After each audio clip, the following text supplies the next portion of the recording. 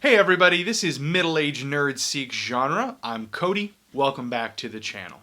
So in this video, I'm going to be doing the writer's tag, which was created by Southern Yankee Reads, and I originally saw the writer's tag done by Working Man Reads. So I'm going to link to both of them down below. Make sure you check out both of their videos. They're both a lot of fun. So I'm not only a reader, I'm also a writer, and when I saw this tag, I was really excited because I thought, hey, cool, this is an opportunity to talk about this other part of my life that has to do with stories and books. So I'm going to dive right in. Here is the writer's tag. Prompt number 1, what is your favorite genre to write? Well, it depends on what we're talking about. So primarily, I am a playwright. I've been working as a playwright for many years now, ever since I was in my early 20s. I'm not in my 20s anymore. Most of my plays are small cast ensemble dramas. I've written a couple of musicals here and there, a comedy once or twice. Not really, comedy's not really my bag. But plays, I've mostly written plays. I've been produced all over the country. I've been produced in the UK, Australia, a couple times in New York, and my writing life has mostly been in the theater. But in the last couple of years, I've also started writing horror fiction. And that has been something that's been like a really fun ride for me. I was inspired by my best friend Alex, who is a horror writer, and he's like, "Hey, let's be in a writing group together." And so I said yes, and that meant I had to write fiction. So I started writing horror fiction, which is something I love to read, and it's been a really fun thing to do, to sort of explore writing horror fiction. I'm currently working on a middle grade horror fantasy novel, which is a lot of fun. Prompt number 2, do you prefer to write short stories or novels? I prefer to write plays. Does that count? I think of the two, I prefer to write short stories. I don't have a ton of time in my life to write anymore, and I do really love the feeling of finishing a thing. So short stories offer me more of an opportunity to do that. I think I started to lean toward writing short stories. I've certainly completed more short stories than I have finished novels. I have completed 0 novels, but hopefully I'm probably about halfway through this middle grade piece that I've been working on. So fingers crossed, that'll be the first one I finish, and then maybe I'll change my mind and say I love writing novels.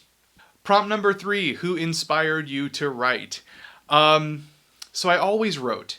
Writing was something I sort of did instinctively as a little kid. I was maybe in first grade and I just started writing short stories. The first thing I wrote actually were horror short stories. The first thing I ever wrote was a short story called Mausoleum about a bunch of zombies that rose up in the graveyard in my hometown and killed a bunch of kids who went to my middle school because those kids were assholes.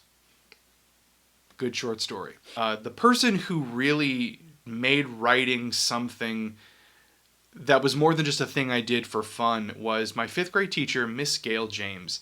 She was the first person who said to me, you know what, you're actually pretty good at this, and you could be a writer. It's a thing in the world that you can do. It's a job. It's a life that you can build. You can be a writer, and you should pursue that. And from that moment on, from 5th grade on, thanks to Miss Gail James, I have always said, I am a writer. Prompt number 4, do you have a writing muse?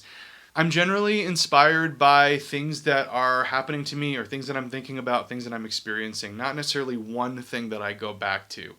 Writing for me is always an act of kind of figuring out living. Yeah, it's not one particular thing that's a muse. I find inspiration in a lot of different places. Prompt number 6, do you like live write-ins? I do, actually. I find that it's a blast to sit in a room with other people and write, particularly whenever you're all kind of like aiming toward the same thing. It's a nice sense of community and camaraderie, even though you're all quiet and focusing on your own thing.